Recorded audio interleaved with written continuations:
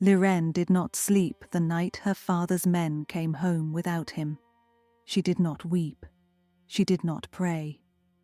She sat in the dark with a candle and the oldest secret her family owned, and she made a plan. My lady, you should rest.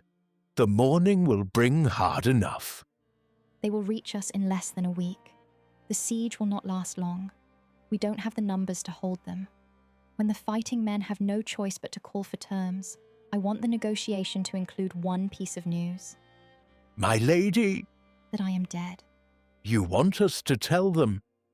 That the mistress of Calivorne died of grief upon learning of her father's death. That there is no heir. That the castle and the lands surrender without condition. My lady, I cannot. Listen to me.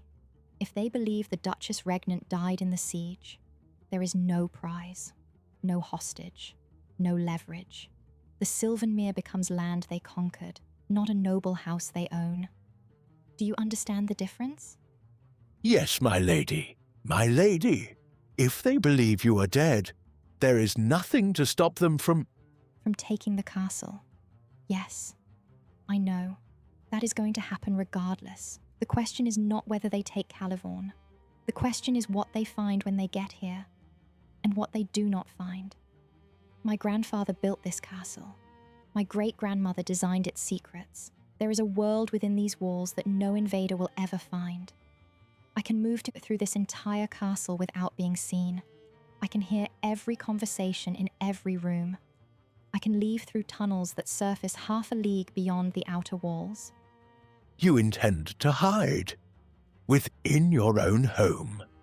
I intend to watch and to learn and to wait for the right moment. A dead woman cannot be taken prisoner. A dead woman cannot be used as a bargaining piece. A dead woman has nothing to lose and everything to gain. Your father would say this is either the most brilliant thing he has ever heard, or the most dangerous. He would say both, and then he would help me. What do you need from me? The passages. My father showed them to me when I was 7 years old. He said they were the castle's oldest secret. How far do they run? Every wing, my lady. The kitchens, the great hall, the Lord's chamber. Some of them haven't been used in 100 years. They will be used now. I need 2 things from you. A grave, in my mother's garden, marked with her name, and your silence. Absolute, permanent. Your father asked me to protect you. I swore it on my life. Then protect me. 2 days later, Lady Seravain's private garden. Dawn, barely light. The small gate, almost invisible unless you know to look for it, stands open. A handful of the castle's most trusted household staff are gathered. No soldiers. No one who might speak carelessly. A simple wooden marker has been placed at the end of the garden path, beside the monument to Lady Seravain. It bears no name yet. Names come later, when the story has settled into fact. They buried an empty casket in the garden, where Lady Seravain's roses still bloomed. The garden Lord Calivorne had kept exactly as his wife left it, because he could not bear to change a single thing she had loved. Lirenne stood inside the passage wall and listened to the sound of earth being turned. Of all the things Lirenne did in those days between her father's death and the arrival of the Western Horde, this was the hardest. Not the planning, not the fear, not even the grief she still had not allowed herself to fully feel. Standing in her mother's garden at dawn and watching her own grave being prepared, that was the hardest thing. She did not allow herself to think about what her father would say if he could see her. She was fairly certain he would understand. She was also fairly certain he would be furious. She thought that was probably the right response. She would find this either very funny or very dramatic. Lady Seravain. Both, my lady. Definitely both. I used to come here when I was small, after she died. I thought if I sat very still and very quiet, she might come back, just for a moment. Father used to find me here and carry me back inside without saying a word. He would just hold me very tightly all the way back to the castle. I think he understood. He came here too. Tell the others it is done, that the lady died in the night and has been laid to rest beside her mother. Make sure the story is simple. Simple stories are believed. And you, my lady? Where will you? I will be where I have always been. Home. Thank you for everything you are about to carry for me. The passages were exactly as her father had described them, and nothing like she had imagined. Narrow, cold, smelling of old stone and something older than stone, the kind of dark that doesn't apologize for itself. All right. Show me what you are. She mapped them in 3 days. Every passage, every junction, every peephole and listening alcove her ancestors had built into the bones of Calivorne, watching for enemies, gathering intelligence, protecting the house. They had built these walls to survive. She intended to use them the same way. On the 5th day, they came.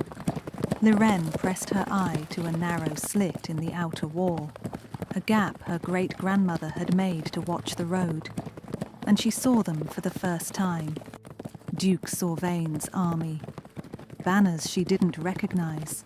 Soldiers in formation, disciplined and quiet, which was somehow more frightening than noise would have been. And at the front, a single rider. So, there you are. Outside, the mountain pass above the Sylvenmere, Sylvain rides at the head of a column of soldiers descending toward the valley. The view opens before him, the lush green of the Sylvenmere spreading in every direction, Calivorne Castle gleaming in the distance. He had heard about the Sylvenmere, of course. Every man who served his king had heard about it. The fertile lands, the famous horses.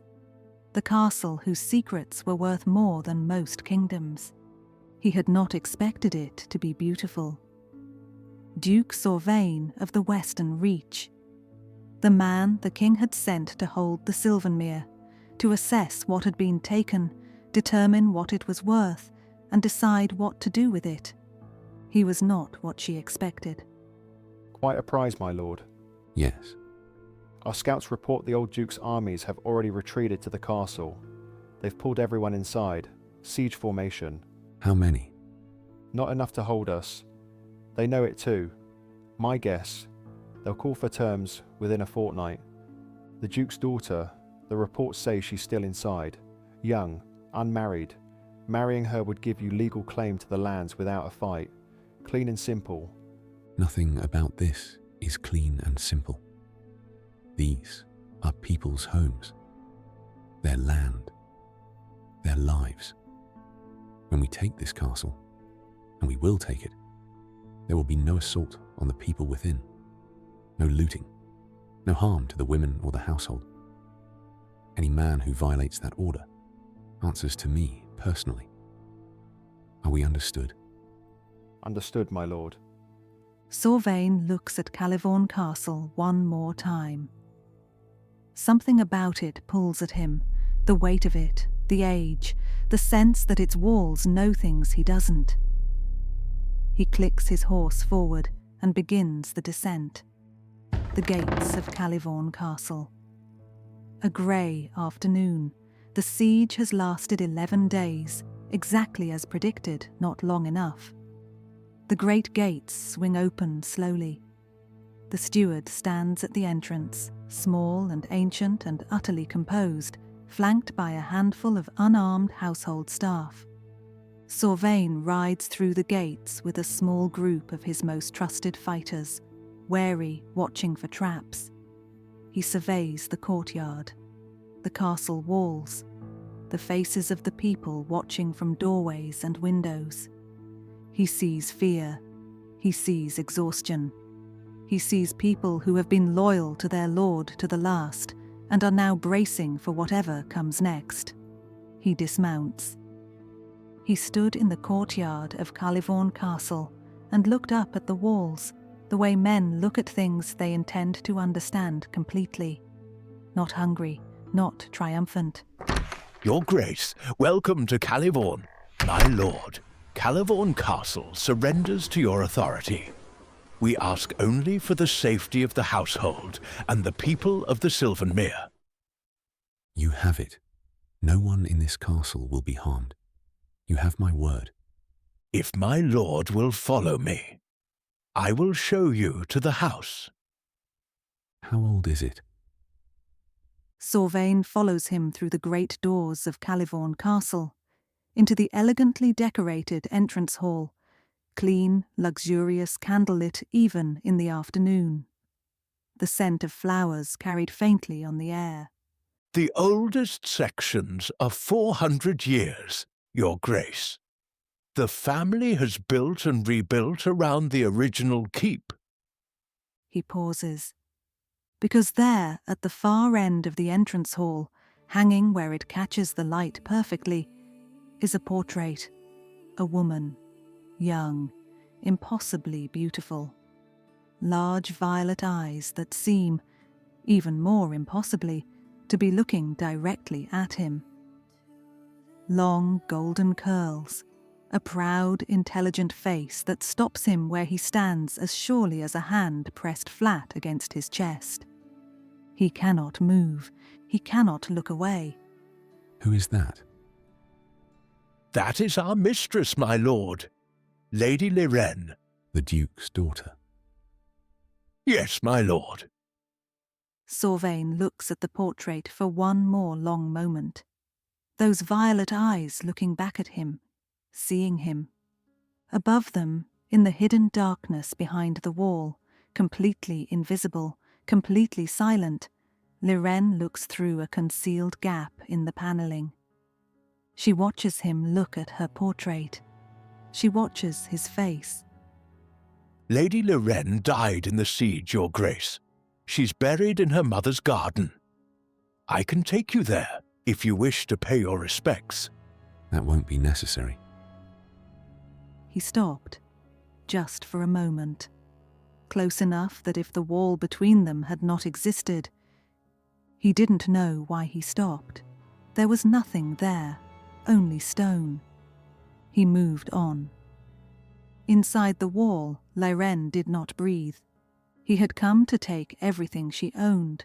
She had been dead for 4 days, and neither of them had any idea what had just begun.